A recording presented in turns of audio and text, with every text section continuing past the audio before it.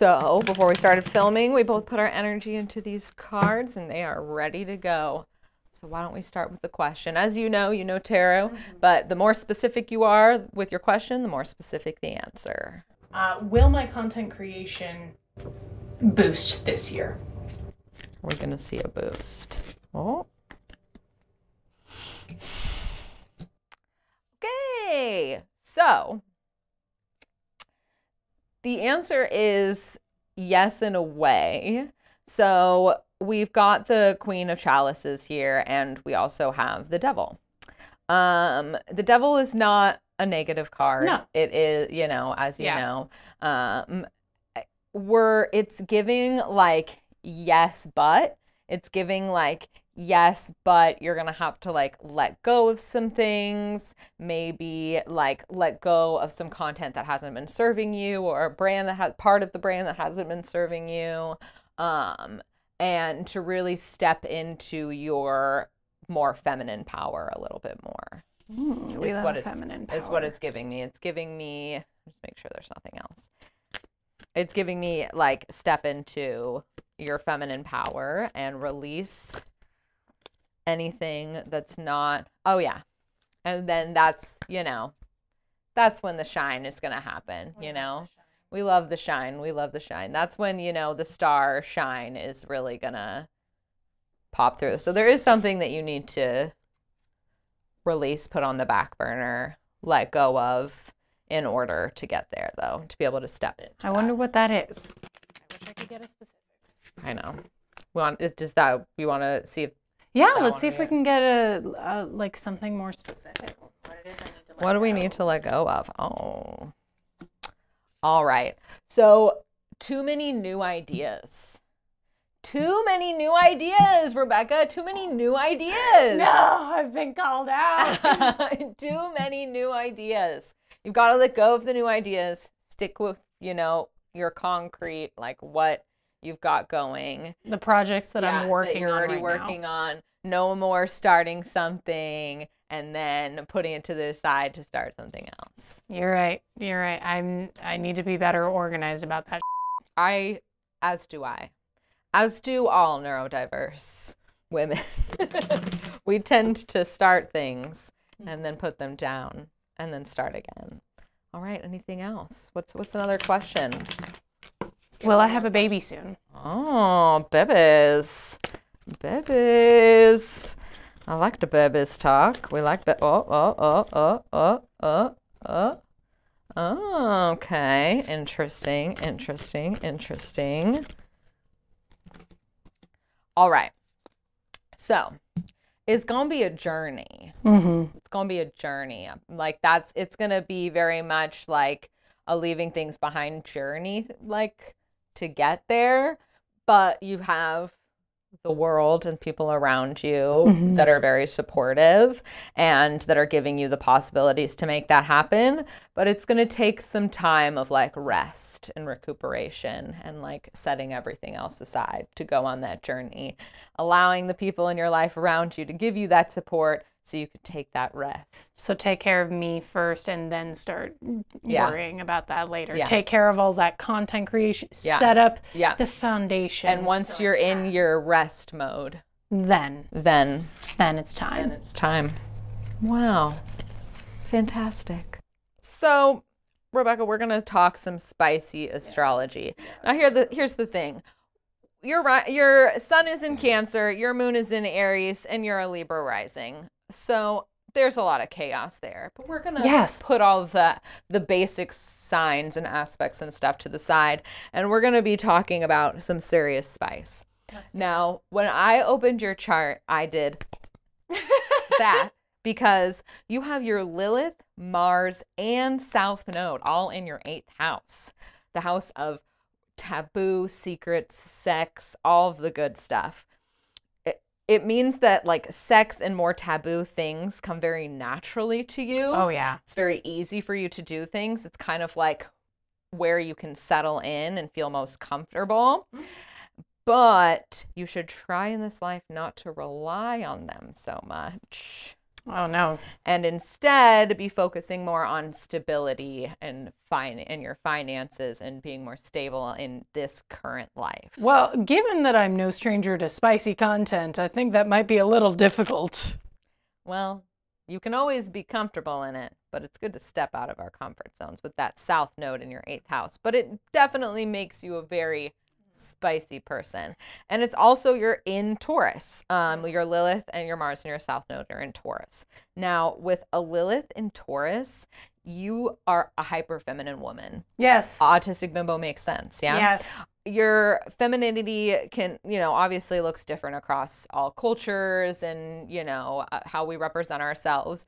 But, they can show up in your figure and wanting to be more like luxurious and well dressed and really like letting yourself be that like soft feminine woman.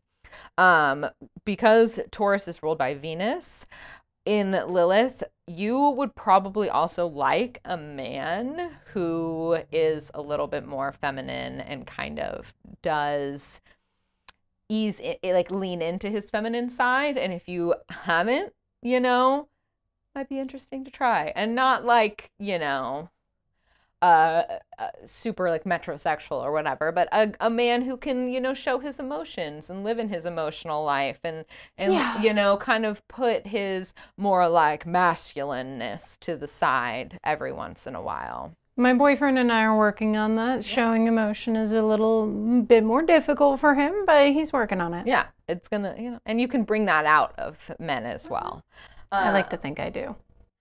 Because it's in Taurus as well, you can find empowerment through promiscuity and kind of like withholding sex and like making sex kind of like a reward for the other person that can bring a lot of power into your life. I don't know if I can hold to that. Sex is a reward for me. Sex is a reward for all of us. How can I withhold sex from myself? This is true. This is true. That can be hard, but it can make you feel powerful. Getting in touch with your body, and being like very practical and secure with your attraction to other people as well can make you feel very empowered. Because your Lilith is in an earth sign, you are largely focused on like the body. Yes. And you probably are intrigued by like accessorizing your body, not necessarily like with fashion, but like with tattoos and piercings and not necessarily tattoos and piercings, but definitely with fashion. Yeah. I like accentuating my figure. I've worked very hard for it. So I like to dress in what I call slutty goth. There you go. We love it. That's definitely we can get that in there. With this Lilith placement, you're more grounded, but you also might want, that material wealth. It could be very easy for you to get a sugar daddy or to like use your sexuality in a more like financial like way. I could, but I wouldn't feel fulfilled by it. I'm one of those people, you gotta make your own money. Yeah. I'm hyper independent. Because you're a boss. Yes, exactly. Exactly. And that might be because of your Mars and your Taurus, actually. Other celebrities with this placement are Keira Knightley. Yeah. Elizabeth Olsen and Kristen Wiig. That's so funny because throughout my career, I've like dipped into being told that I'm like those three women a lot. Like it's your Mars and Taurus. Like when I was younger, I was told that not that I look like Keira Knightley, but I would fit into that type, that vibe physically with like my bone structure and stuff like that. But then in more serious and dramatic roles as an actor, I've been told like I give off a little bit of Elizabeth Olsen vibes, but I lean more towards comedy, and I kind of very much dip into the Kristen Wiig. There you go. With this placement, you tend to be very charming, especially with that big Venus being like in your Mars and very up in your personality, like raw charisma.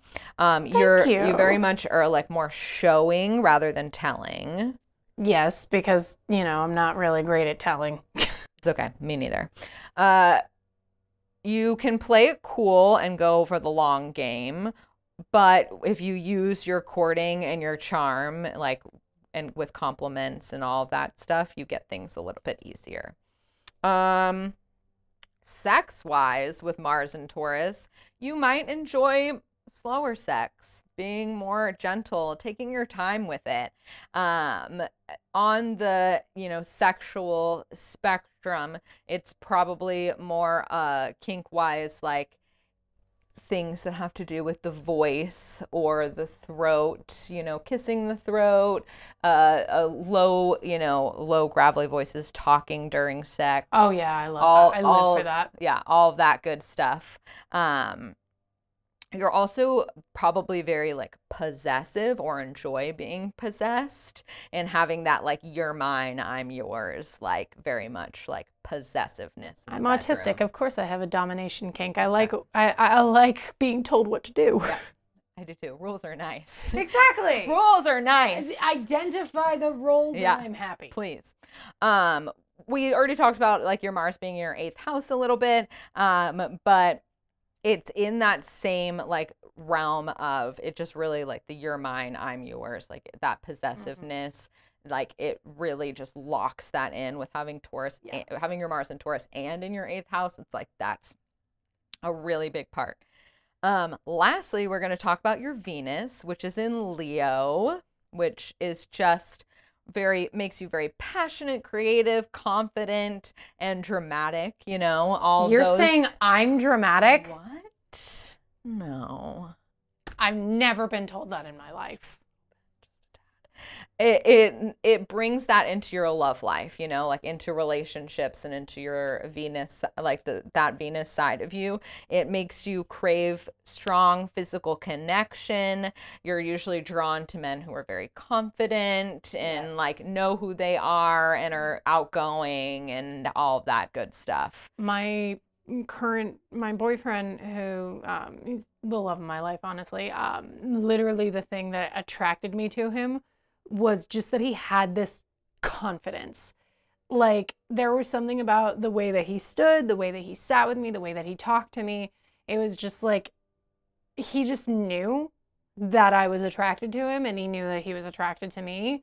Yeah. And like, because there were 2 other guys at that same time who were trying to flirt with me as well. And my boyfriend just kind of was just he wasn't competing with them because to him, he was just like, it's not even a competition. Yep, exactly. That is your type to a T. It is. You also might enjoy very like extravagant gestures where like you're the center of attention. So like if boyfriend, if you want to do something nice, Rebecca, do something extravagant where she's the center of attention. Like maybe a Disney World trip. Just saying. Just saying. You heard it here first, folks. I better see that on her TikTok. Okay. Other celebs with this placement are Nicole Kidman, Pamela Anderson, Lindsay Lohan. So very much, star, it girl vibes.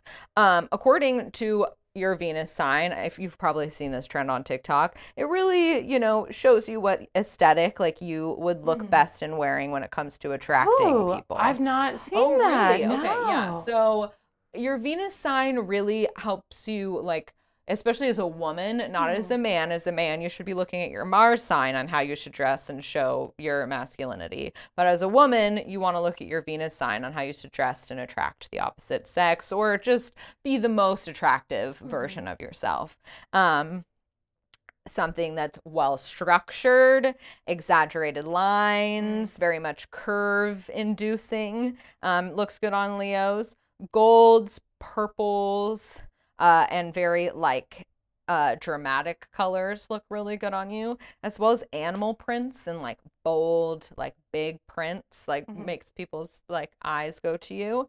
And like I said, it's the silhouette, it's like exaggerated, which you do. I do. I like to exaggerate my silhouette. I don't have I haven't historically had a lot of curves, and then when I lost a lot of weight, now I have curves, and I'm trying to just be like, hey, I have these now. Look at my curves. I have them. I have them. And you should. Well, this was fabulous. That was your some of your spicy placements in your chart, and I hope you enjoyed learning. I absolutely did. Yay. I'm going to be head to toe in zebra print next.